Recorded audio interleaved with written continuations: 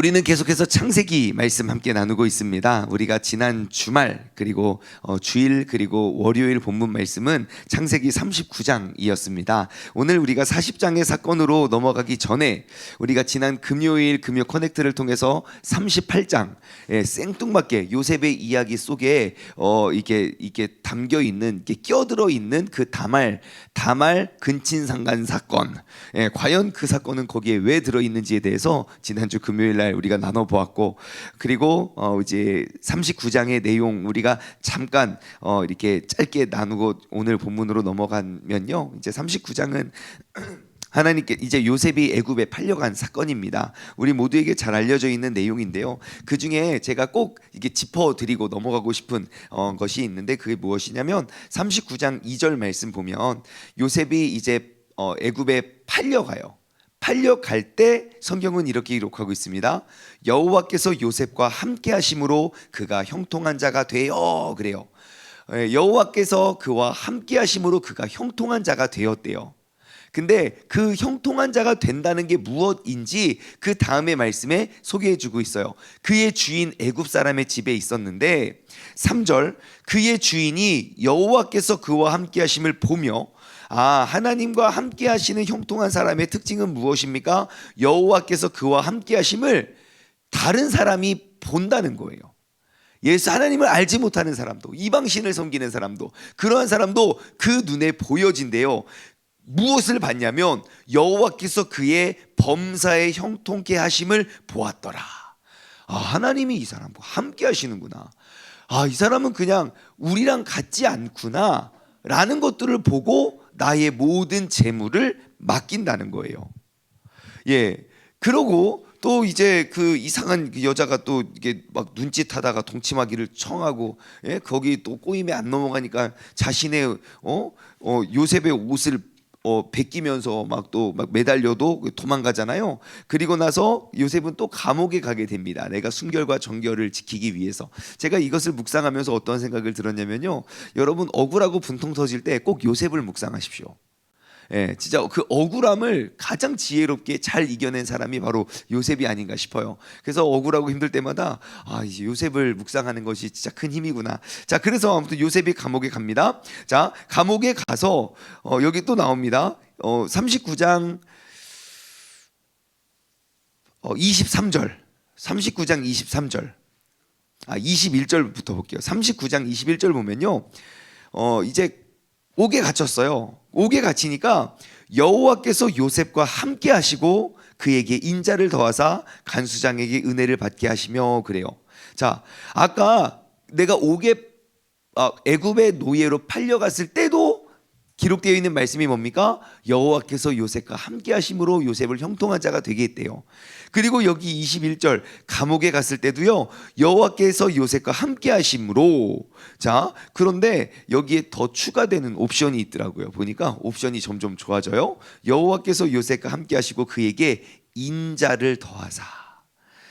어려움을 겪으면 겪을수록 하나님의 성품, 하나님의 그 은혜, 하나님의 도우심이 날로 더하여 져가는구나. 요셉이 하나님을 사랑하고 경외하는 그 마음을 항상 중심에 두니까요, 하나님의 모습을 더욱더 닮아가는 옵션이 점점 좋아지는 사람이 돼요. 그래서 간수장이 그 모든 재반을 또 다 맡겨요. 제가 이 생각도 들었어요. 요셉이 감옥 간 지 얼마나 됐다고 요셉에게, 그 죄인에게, 죄수에게 어떻게 그 감옥에 있는 모든 일들을, 죄수를 다 요셉의 손에 맡기게 됐을까? 그런 생각 안 해보셨습니까? 아니, 내가 누군가를 믿기 위해서는 어느 정도의 기간이 필요해요. 여러분, 이게 기간 없이 믿었다가 큰일 나요. 뒤통수 맞아요. 근데 어떻게 노예를 믿어서, 그러니까 애굽으로 팔려온 사람을 믿어서 그 장군이 그 근위대장 장군이 그 모든 것들을 맡긴 건 조금 이해는 하겠는데, 내가 그 강간 미수로 감옥에 온 그 죄수에게 뭘 한다고 그 모든 죄수를 다 맡기는가? 그것도 저는 답을 딱 여기서 찾았어요. 하나님께서 요셉에게 함께 하심을 그가 봐요. 하나님이 나와 함께 하심을 내가 보여주면 세상 모든 사람을 다 뛰어넘을 수 있구나. 여러분, 여호와께서 함께 하심을 보여주시기 바랍니다. 하나님이 나와 지금 함께 하심, 나의 등 뒤에 나와 동행하심을 여러분 알고 계십니까? 네. 여러분, 그것을 가지고 나아가야 돼요. 나의 등 뒤에서 나를 도우시는 주. 때때로 내가 뒤 돌아보면 여전히 계신 주. 예. 요셉은요, 내가 감옥에 팔려갈 때나 내가 애굽으로 팔려갈 때나 내가 감옥으로 내가 억울한 누명을 쓰고 감옥에 갈 때나 항상 나의 등 뒤에서 나를 도우시는 그 하나님을 바라보며 나아간 줄 믿습니다.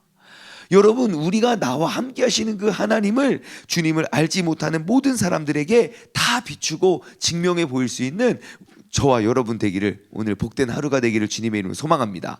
자, 이러한 배경의 내용을 가지고 오늘 40장에 도착을 합니다. 저는요, 이제 술 맡은 관원장, 떡 맡은 관원장, 이게 스토리는 여러분들이 다 알고 계실 거라 생각을 해서 생략을 할게요. 자, 술 맡은 관원장과 떡 맡은 관원장이 요셉의 인생에 있어서 얼만큼 중요한 사건입니까? 왜 이들이 꿈을 꾸고 꿈을 해석한 이야기를 왜 성경 한 장이나 들여서 여기에 다 기록을 했을까요? 내일도 아니고. 여러분, 술 맡은 관원장 이름 압니까? 떡 맡은 관원장 이름 알아요? 이 사람 복직되고 그 다음 스토리 아십니까? 하나도 없어요. 그냥 딱 여기만 나와요. 누군지도 몰라요. 그리고 게다가 한 명은 죽어요. 예, 이 이야기가 왜 창세기 40장에 한 장이나 들여서 여기에 기록되어 있을까요? 이것은 요셉의 인생에 있어서 가장 중대한 사건이에요. 그 중대한 사건. 그러니까 요셉이 노예로 지내다가 그리고 감옥 생활을 하다가 갑자기 하루아침에 왕 앞에 서서 갑자기 하루아침에 애굽의 총리 대신을 되게 하는 그 하나의 사건이, 그 전환점이 바로 오늘 본문입니다. 어찌 보면 요셉 인생에 있어서 가장 중요하고 중대한 사건이거든요. 근데 그 중대한 사건이 언제 누구에 의해서 어떻게 이루어지는지 한번 들여다보겠습니다. 자, 가장 중대한 사건. 자, 보십시오. 5절, 오늘 본문 말씀 5절이에요. 옥에 갇힌 애굽의 왕의 술 맡은 자와 떡 굽는 자가 두 사람이 하룻밤에 꿈을 꿨어요. 그러니까 사건은 그래요. 이 두 사람이 이제 신병으로 왔는데 그 앞에 이제 4절을 보면 요셉이 그들을 섬겨요. 근데 요셉은 그 모든 감옥을 담당하는 총책임자거든요. 신병이 왔어요. 그러니까 예를 들어 내가 군대 왕고예요. 내가 왕고야. 내가 대장이에요. 근데 누가 신병이 왔어요. 그럼 신병 관리 누가 합니까? 이등병 오면 누구한테 그들 관리시켜요? 일병 시켜요. 일병. 아니면 상병을 시키든가. 그거 말년병장이 할 일이 아니에요. 나는 지시하고 진두지휘하는 사람이지, 내가 쫓아다니면서 다 그 사람들 이렇게 다 뒷바라지하고 그 사람들 이렇게 살피고 그러지 않아도 돼요. 근데 요셉이 그들을 섬겼더라라는 40장 4절의 말씀의 섬김은 그냥 잘 지내죠? 예. 이게 아니에요. 종이 왕을 섬기듯, 종이 주인을 섬기듯 요셉은 주인된 자가 종을 섬기고 있다는 거예요. 마치 누구와 같이요? 예수님처럼요. 내가 이 땅에 온 것은 의인을 구원하러 온 것이 아니라 죄인을 구원하기 위함이다. 제자들이 내가 예수님의 우편 좌편 앉혀주세요. 예수님이 뭐라 그래요? 야, 너희들 높아지고 싶냐? 커지고 싶냐? 그러면 종이 되어라. 내 이웃을 섬기는 자가 그쪽 가서 높아질 거라고. 여러분, 요셉은 바로 내가 가장 높은 자리에 올랐을 때 그것을 부림하는 자가 아니라 가장 낮은 자를 주인처럼 섬겼던 사람임을 기억하시기 바랍니다. 그래서 요셉의 훌륭함이, 요셉의 요셉됨이 하나님과 나와의 그 친밀한 교제 속에서 하나님의 성품을 닮아갔던 거예요. 이러한 것들을 배우고 가르쳐서 내가 그러한 삶을 살아가는 것이 아니라 하나님이 너무 좋아서, 내가 설령 억울하고 분통 터지지만 그래도 감옥에서 하나님이 나를 여기까지 세워주신 것이 주님의 은혜임을 내가 알았던 요셉은요, 그들을 주인처럼 섬겨요. 그 섬김이 무엇입니까? 자, 보십시오. 6절. 이른 아침에 요셉이 들어가 봤어요. 뭘 하러 갔을까요? 그들을 섬기러요. 아유 귀찮아가지고 오늘 또 하루가 시작되는데 저 사람들 또 뭐 하고 아니에요. 섬김의 자세는요, 이른 아침 남들은 다 자고 있을 때 가가지고 평안하느뇨 샬롬 그래가지고 들어가서 그들을 살펴요. 주어진 일을 하는 게 아니라요, 내게 맡겨진 사명을 감당하기 위해 내가 이른 아침부터 움직인다고요. 여러분, 이 오늘 하루를 대충 살다가 그냥 이렇게 흘려보내지 않기 위해서 우리가 이 새벽에 이렇게 깨어서 주님 앞에 나온 거잖아요. 아멘이잖아요, 그죠? 얼마나 이게 할렐루야. 자, 아침에 요셉이 들어가 봅니다. 딱 보니까 그들의 얼굴에 근심의 빛이 있어요. 아주 평범한 날이에요. 평범한 아침이에요. 그냥 그 둘은 그냥 꿈을 꿨을 뿐이에요. 근데 그 꿈이 뭐 엄청 대단한 꿈도 아니에요. 여러분 내용 다 아시잖아요. 예, 뭐 별로 엄청 대단한 꿈도 아닌데 이 사람들에게 마음에는 이 꿈이 담겨져 있는 거예요. 근데 그들의 마음을 요셉은 읽어요. 상대방의 마음을 읽는 것이, 그것이 그들의 섬기는 모습이구나. 내가 누군가를 섬기는 것은 그냥 이렇게 그냥 이거 하세요 저거 하세요 그냥 주어진 일들만 하는 것이 아니라, 내가 이른 아침에 도로 다니며 그들의 얼굴 안색을 살피고 그들에게 묻는 것. 네, 그냥 그렇게 해서 그들의 그냥 꿈을 해석해 줘요. 뭐 엄청 어렵고 엄청나게 막 그런 것도 아니에요. 왜 그러세요? 무슨 일 있으세요? 내 꿈자리가 안 좋아서 그런데요. 꿈이요. 꿈은, 그 꿈의 해석은 바로 하나님께 있지 않습니까? 내게 말씀해 주세요. 내가 말씀드릴게요. 그 꿈을 말해요. 또 꿈을 해석해 줘요. 아주 평범한 일상 가운데 그냥 안부를 묻는 일이에요. 근데 그 하나의 사건이 요셉의 인생을 바꿔놓고 애굽과 이스라엘 역사를 바꾸어 놓습니다. 그러면 여기서 우리가 발견할 수 있는 거, 여러분 지금 근심의 빛이 가득한 사람은 누굽니까? 두 관원이에요. 술 맡은 관원, 떡 맡은 관원. 그들이 근심하고 걱정하고 있었을 것이거든요. 근데 이 사건은요, 두 관원의 꿈에 대한 이야기가 아니라 요셉을 시험하시는 하나님이라는 것 알고 계십니까? 나에게 주어진 가장 평범한 일상을 하나님께서 이스라엘의 운명을 맡겨놓으실 그 소중한 한 날이 아주 평범한 일상의 그냥 아침이었다는 거예요. 이것은 요셉의 믿음을 시험하기 위한 하나님의 시험이었어요.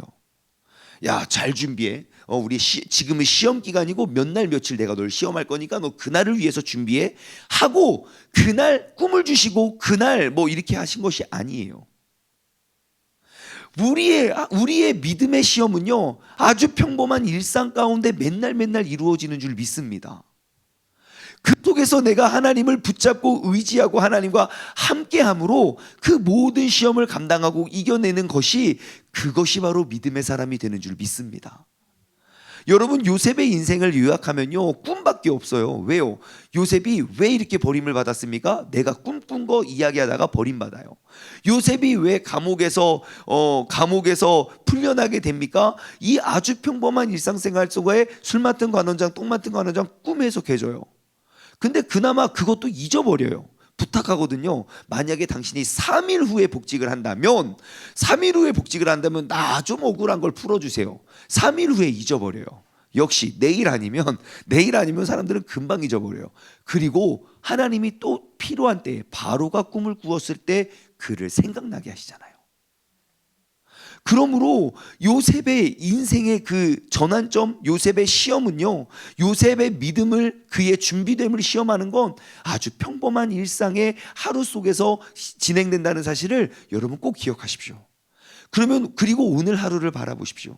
오늘 하루 맨날 똑같은 하루가 아닙니다. 하나님께서 분명 크고 작은 일들, 크고 작은 사건들을 통해서 나의 믿음과 나의 준비됨을 뭐 하실까요? 시험하실 겁니다. 그 시험은 나를 힘들고 어렵게 하는 것이 아니라 나의 믿음, 오늘 현재 나의 믿음을 점검하고 있는 거예요. 나의 믿음의 씨앗을 뿌릴 때 그 씨앗이 심겨지고 자라나 반드시 열매가 맺혀지게 되는 줄 믿습니다. 여러분, 오늘 하루는요, 우리의 작은 일상생활 속에서 하나님의 뜻을 발견할 수 있는 그런 복된 하루가 되길 소망합니다. 하나님의 이스라엘 민족을 이끌어내고 이스라엘 민족을 바꾸고 이스라엘 민족을 형성시키기 위해서 그 7년 흉년과 7년 풍년을 허락하신 것, 여러분, 그 중대한 사건을 어떻게 준비하시냐? 하나님은요, 아주 평범한 일상생활 가운데 우리에게 그것을 심게 하시는 거예요. 여러분, 하나님은 오늘 이 하루를 우리에게 맡겨주셨어요. 일거수일투족. 하나님께서는 그냥 우연히 자연적으로 이렇게 이루시지 않아요. 하나님께서 사용하실 사람, 이 민족과 이 시대에 주님께서 사용하실 교회, 주님께서 택하신 사람을 통하여 그들을 아주 평범한 일상생활 가운데 그들을 준비시키실 거예요. 여러분, 내가 매일매일 그 하나님의 성품을 닮아 우리가 그 하나님을 의지하며 나아가는 것이 우리의 인생의 가장 중요한 사건이 되는 줄 믿습니다. 그러므로 여러분, 오늘 하루 내가 주님의 성품을 닮아 살아가는 것, 그것이 나의 내일을 준비하는 것이고 이 나라의 운명을 바꾸어낼 수 있는 그 소중한 한 날이 되는 줄 믿습니다. 저는 이 요셉을 보면서 자꾸 신약 성경의 사건과 신약 성경의 모습이 보여지더라고요. 여러분, 꿈은 누가 주시는 겁니까? 하나님이 주시는 거예요. 그리고 지금 이 얼굴에 근심이 가득한 두 관원이 며칠 후에 복귀가 되죠? 여러분, 다 죽었다가 3일 후에 살아나신 분이 계시잖아요. 진짜 신기하지 않습니까? 저는 이렇게 성경을 보면 볼수록 이게 우연이라고 하기에는 너무너무 이런 것들이 잘 맞아떨어지는 하나님의 놀라운 섭리예요. 그러면 우리가 이것이 놀랍다면 우리의 삶도 놀라운 내일을 우리는 바라볼 줄 알아야 돼요. 나에게 주어진 이 복된 하루가 내일 하나님께서 나를 어디로 부르시고 어떻게 사용하실지 우리는 내일을 보지 않아도 우리는 내일을 알 수 있어요. 왜요? 이미 하나님께서 이 믿음의 사람들에게 약속해 주셨거든요. 그것이 바로 하나님께서 우리에게 허락하여 주신 특별 계시 이 성경이거든요. 그럼에도 불구하고 이렇게 성경을 안 읽겠다고 다짐하고 작정하고 묵상을 안 하겠다고 반항하는 사람들은 어떻게 해야 됩니까? 주님의 사랑으로 안아줘야죠. 여러분, 복 받는 길은 어디 멀리 있지 않습니다.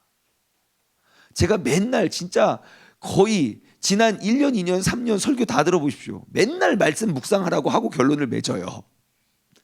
그렇게 3년 동안 협박하고 이야기해도 그래도 묵상 안 하는 사람은 어떻게 해야 됩니까? 괜찮아요. 4년 이야기하고 5년 이야기하면 돼요. 여러분, 그것이 진짜 오늘 이 하루 아주 평범한 일상 가운데 내가 하나님의 놀라운 섭리와 계획을 발견할 수 있는 길이에요. 여러분, 오늘 이 하루 가운데 우리가 이 일상생활 가운데 일하시는 그 하나님을 우리가 바라보며 나아가길 소망합니다. 그러면 질문이에요. 요셉은 그 꿈을 어떻게 해석할 수 있었을까요? 답을 알고 보면 뭐야, 이 꿈 나도 해석하겠네 라고 하지만 답을 모를 때는 정말 모든 것들이 어렵거든요. 근데 요셉은, 그러면 그 다른 사람들과 요셉은 무엇이 달랐는가? 말씀을 두 구절 찾아볼까요? 아모스 3장 7절 말씀 띄워드릴게요. 아모스 3장 7절. 아모스 3장 7절 시작. 주 여호와께서는 자기의 비밀을 그 종 선지자들에게 보이지 아니하시고는 결코 행하심이 없으시리라. 아멘.